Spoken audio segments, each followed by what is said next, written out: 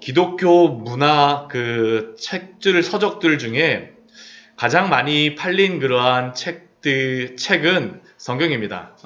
기독교에서 가장 많이 팔린 그러한 책은 성경입니다. 그리고 그 다음에 많이 팔렸다라고, 이야기되어지는 그러한 책이 무엇이냐 하면 철로역정입니다. 철로역정. 혹시 철로역정 읽어보셨나요? 네, 철로역정을 읽어보게 되면, 처음에 기독도가, 크리스천이, 멸망의 그러한 도성에서 빠져나와서 이제 천국 도성으로 천국까지 이제 가는 여행길이 바로 이 철로 역정의 그러한 길입니다. 하늘까지 가는 그 길, 그 길에서 있었던 일이 바로 철로 역정의 그러한 내용입니다. 근데 그 처음에 그 철로 역정의 시작이 무엇으로 시작하냐 하면 크리스천이 그 등에 짐이 있는 것을 발견함으로써 시작이 돼요. 아, 내 등에 짐이 있구나. 이것이 무척 무겁구나라는 것을 발견하게 됩니다. 그 짐을 떨어뜨리고 벗어나야 되겠는데 벗어날 수 있는 방법이 없습니다. 그래서 그 전도자에게 이야기를 듣고 이것을 그 짐을 벗으려면 그 십자가의 언덕이 있는 데로 가야 됩니다. 이렇게 방법을 알아듣고 나서 이제 출발을 하게 되는데 문제는 무엇이냐 하면 출발하려고 할 때 이 크리스천이 출발하는 게 쉽지가 않다라는 겁니다. 왜 출발하기가 쉽지 않았겠습니까? 그 멸망의 도성에서 크리스천과 함께 살았던 가족들, 친구들, 여러 가지 많은 그가 두고 왔던 많은 것들이 있기 때문에 사실은 그가 출발하기가 쉽지 않았었어요. 막 그 믿음으로 가려고 하다 보니까 막 크리스천을 붙잡습니다. 막 붙잡고 친구들도 막 따라오고 그런데 거기서 출발하고 길을 가는 것이 바로 이 천국길을 가는 그러한 내용입니다. 계속 그 반복되어지는 게 바로 그것이에요. 그 천국길을 가면서 여러 가지 크리스천을 붙잡는 것으로부터 벗어나서 계속 가는 내용이 바로 철로역정의 내용입니다. 어제 저희가 말씀에서 보았던 게 야곱이 하란에서 그 자신의 아버지의 고향으로 출발하는 그러한 말씀을 보았습니다. 그렇죠? 그 말씀을 보았었어요. 근데 이렇게 출발하려고 할 때, 이게 쉽지 않습니다. 왜냐하면 하란에서 모았던 많은 재산들, 또한 그의 가족들을, 그 아내들의 고향을 어디입니까? 하란입니다. 바다라람이에요. 그 아내들뿐만 아니라 그 야곱의 자식들도 고향이 어디입니까? 다 하란이에요. 거기로부터 출발한다라는 것이 쉽지가 않죠. 오늘 말씀을 보면 어제 은혜를 주셔갖고 그 아내들은 야곱과 같이 마음을 합하여서 이제 출발하겠다라고 하였지만 그것이 쉽지가 않습니다. 오늘 말씀을 보면 야곱이 출발을 하는데 그 출발하고 나서 야곱을 붙잡는 그러한 사람들이 나옵니다. 사람들이 나와요. 먼저 오늘 그 17절 말씀을 보면 야곱이 일어나서 자식들과 아내들을 낙타에 태우고 막 출발을 합니다. 그 모은 바 모든 가축과 소유물, 이제 야곱이 더 이상 지팡이 하나만 들고 오는 사람이 아니죠. 지팡이 하나만 들고 오는 사람이 식구들도 많고 소유물도 굉장히 많습니다. 모든 모은 가축들도 이끌고 밧다나람에서 가나안으로 출발합니다. 근데 이 바다나람에서 가나안으로 출발한다라는 그 의미는 무엇이냐면 어제도 보았었지만 그 야곱의 아내들에게 너희 아버지라고 이야기하였었죠. 오늘 18절 말씀을 보면 어디로 출발한다라고 나옵니까? 그의 아버지 이삭에게로. 하나님이 약속하셨던 그 땅이 있는 그 곳으로 출발한다라는 겁니다. 근데 짐이 많아요. 많이 출발합니다. 이렇게 출발하려고 야곱이 출발을 하는데 그냥 출발할 때 어떤 일이 있냐면 라반은 그때 그의 외삼촌이었던 라반은 양털을 깎으러 갔다라고 이야기합니다. 근데 야곱이 라반에게 말하는 것이 아니라 가만히 떠납니다. 20절 말씀 보면 가만히 떠나요. 왜 가만히 떠났겠습니까? 라반이 두려웠기 때문이죠. 야곱이 가는 것을 붙잡으면 어떡할까라는 그런 두려움이 있기 때문입니다. 혹시라도 외삼촌이 나를 붙잡으면 어떡하지? 그게 바로 야곱이 라반에게 말하지 못하였던 이유죠. 그래서 그는 가만히 이끌고 떠나게 되어지는데 그가 길르앗산을 향하여서 이렇게 모든 소유를 이끌고 출발한 지 3일 만에 그 야곱이 도망하였다라는 것이 라반에게 들리게 되어집니다. 라반에게 들리게 되어져요. 근데 저는 여기서 야곱이 그냥 출발한 것이 참 아쉬운 부분이 있습니다. 왜 아쉽냐 하면 지금 야곱이 라반에게서 출발하는 것은 그 동기가 출발하게 된 이유가 무엇입니까? 하나님이 명령하셨기 때문에요. 명령하셨기 때문에. 물론 라반의 그러한 아들들과 라반이 야곱에 대해서 안색이 변하고 그 말하는 것이 예전 같지 않기 때문에 두렵기 때문에 그의 마음속에 있었지만 어제 말씀에 분명히 보게 되면 우리가 그 3절 말씀 보면 하나님이 분명히 말씀하시죠. 여호와께서 야곱에게 이르시되 내 조상의 땅 내 족속에게로 돌아가라. 내가 너와 함께 있으리라. 하나님이 약속하여 주셨어요. 하나님이 약속하여 주셨다면 야곱이 가져야 될 그러한 믿음은 무엇이겠습니까? 하나님을 의지하고 출발하는 것이죠. 그런데 지금 야곱은 하나님을 의지하지 못한다라는 것입니다. 하나님의 그 명령에 따라서 가기는 하지만 아직도 두려워요. 먼저 야곱의 마음속에 두려움이 있다라는 것들. 하나님께 온전히 맡기고 라반에게 말하고 자신 있게 간다면 하나님이 분명히 인도해 주실 거라고 오늘 이 말씀을 보면 사실은 그렇게 충분히 유추할 수가 있습니다. 왜냐하면 하나님이 그 길을 인도하여 주셨기 때문이죠. 그런데 야곱이 이것을 말하지 않고 가니까 어떡했습니까? 라반이 이것을 듣게 되어져요. 3일 만에 듣게 됩니다. 왜 3일 만에 들을까요? 라반이 예전에 자기의 양떼를 야곱에게 맡긴 양떼로부터 며칠 길을 띄워놨습니까? 3일 길을 띄워놓거든요. 그러니까 이 3일 후에 듣게 되는 겁니다. 한참 양털을 깎는 중에 이 양털을 깎을 때 이게 굉장히 힘들다라고 이야기를 합니다. 지금은 뭐 이렇게 자동으로 되는 게 뭐 있지만 예전에는 이걸 직접 뭐 잘라서 해야 되니까 수십 명의 수백 명의 사람이 모여서 이 양털을 깎는데 며칠씩 막 열흘씩 걸리고 했다고 합니다. 그 양털을 깎는 중에 야곱이 도망한 것을 라반이 들었어요. 그러니까 라반이 어떻게 할까요? 이 사람이 보통 사람 아닙니다. 우리 23절 말씀 보면 그의 형제를 이끌고 그 양털 깎다 말고 며칠 길을 쫓아갑니까? 7일 길을 쫓아가요. 무섭지 않습니까? 막 양털 깎다 말고 7일 길을 나를 쫓아올 사람이 있다 그러면 이게 정말 야곱의 마음이 아마 굉장히 두려웠던 것 같아요. 이 오늘 말씀을 보게 되면 그 밤에 그 24절 말씀 보면 밤에 하나님이 아람 사람 라반에게 현몽하세요. 그 길르앗산의 7일 길을 쫓아가서 만났다라는 것이죠. 그렇다면 라반은 이 길르앗산까지 며칠 길을 왔다라는 겁니까? 열흘 동안 왔다는 겁니다. 열흘. 근데 이게 어느 정도 거리가 되냐면 600km를 넘는 그러한 거리입니다. 그런데 가족들, 어린 자식들부터 시작해갖고 아내들, 양들, 보통 이러한 짐승들을 끌고 하루에 갈 수 있는 길이 10km 내외라고 이야기를 합니다. 근데 이걸 지금 열흘 만에 600km가 넘는 길을 왔다라는 것은 야곱이 지금 하루에 한 몇 킬로씩 왔다는 겁니까? 60km 이상씩 왔다라는 거예요. 60km 이상씩. 진짜 잠도 안 자고 진짜 진짜 막 가족들하고 양하고 짐승들을 그냥 억지로 다 막 가게 한 것이죠. 억지로 다 가게 한 것이죠. 야곱의 마음이 느껴지지 않습니까? 근데 그럼에도 불구하고 라반이 따라왔어요. 이 정도 오면 괜찮겠지라고 생각했는데 라반이 따라온 겁니다. 라반이 따라온 것입니다. 근데 이 라반이 따라왔을 때 그냥 따라왔을까요?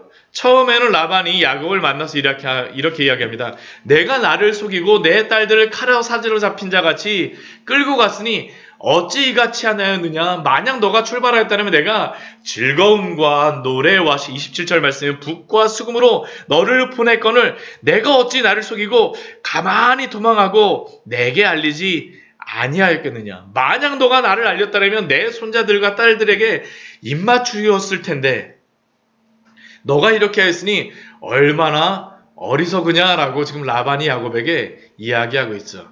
근데 라반이 진짜 기쁨으로 보내주려고 그 손자들하고 딸들에게 입맞추려고 지금 왔을까요? 아닙니다.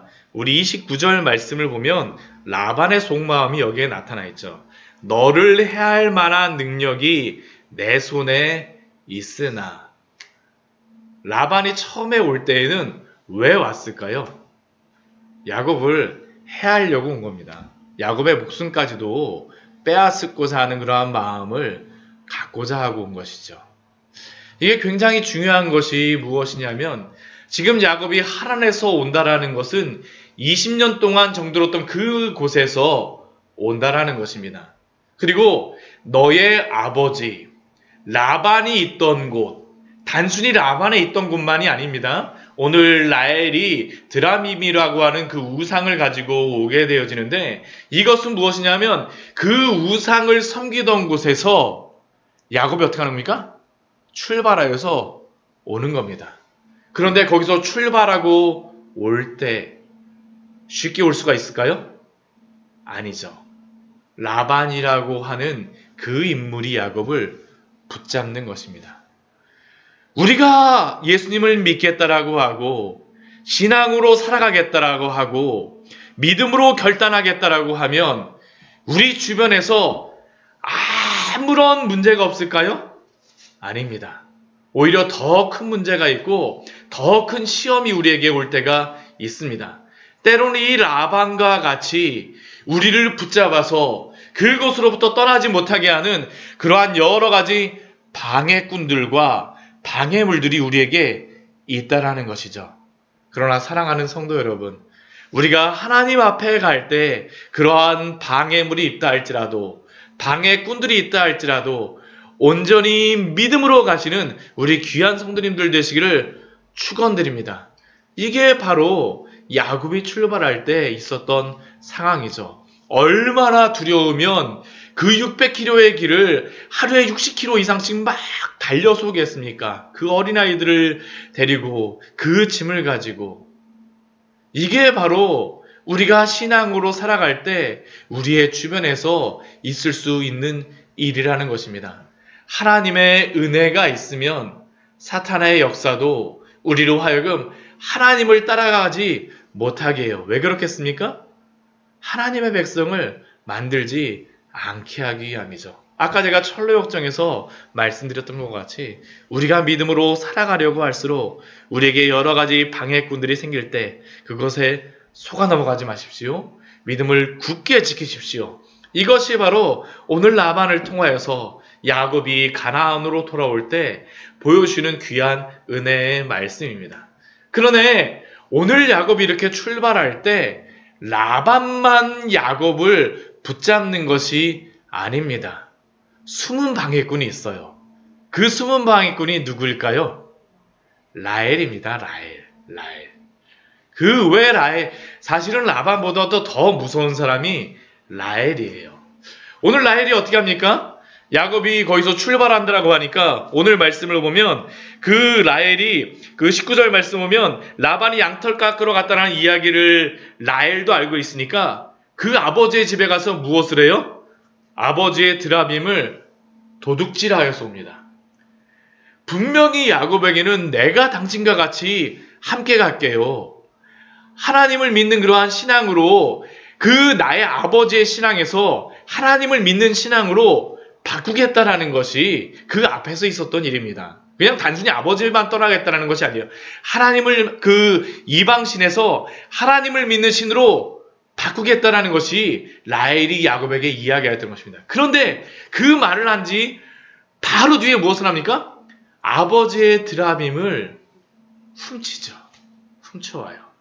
그리고 잘못하면 오늘 어떠한 일이 벌어지게 될 수가 있었습니까? 라반이 그 드라빔을 만약 라헬의 장막에서 찾았다면 어떻게 할까요? 분명히 그것을 꼬투리 잡아서 야곱에게 무엇인가를 했을 것입니다. 다시 붙잡아갔을 수도 있는 그러한 상황이라는 것이에요.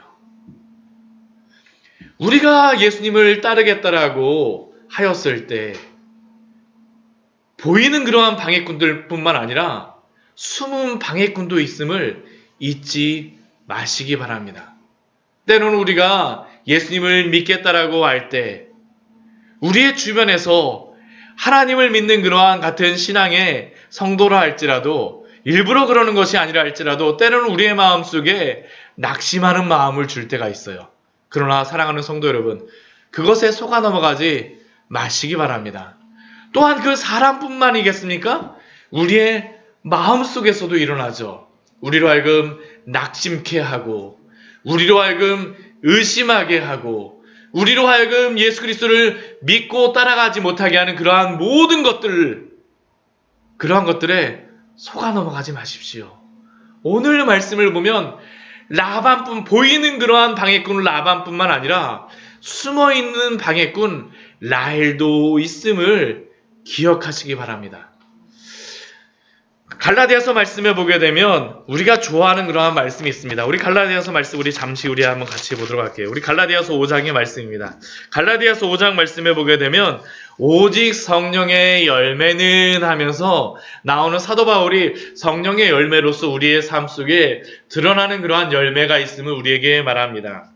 성령의 열매가 사랑과 희락과 화평과 오래 참음과 자비와 양선과 충성과 온유와 절제니 이 같은 것을 금지할 법이 없다라고 합니다. 근데 이러한 열매를 맺기 위하여서 우리의 마음속에서 무엇이냐 하면 싸움이 있어요. 대적함이 있습니다. 우리 갈라디아서 우리 6장 우리 17절 17절 말씀 우리 같이 한번 읽어보도록 하겠습니다. 우리 갈라디아서 5장 우리 16절과 17절 말씀 같이 한번 읽어볼게요. 내가 이르노니 너희는 성령을 따라 행하라. 그리하면 육체의 욕심을 이루지 아니하리라. 육체의 소욕은 성령을 거스리고 성령은 육체를 거스리나니 이 둘이 서로 대적하므로 너희가 원하는 것을 하지 못하게 하려 함이니라. 우리가 예수님을 믿고 따르려고 할 때 우리의 마음속에 전쟁이 일어난다는 것이죠. 성령의 소욕과 함께 또한 어떠한 소욕이 생기는 겁니까? 육체의 소욕이 우리로 하여금 예수 그리스도를 따르게 하지 못하게 해요. 그래서 우리의 마음속에 무엇이 생기니까? 전쟁이 벌어지는 것이죠. 대적함이 있어요. 대적함이 있습니다. 그러한 육체의 일들이 무엇입니까? 우리 19절 말씀에 보게 되면 이러한 것들을 이야기하죠. 우리 19절, 20절, 21절 말씀 같이 한번 읽어보겠습니다.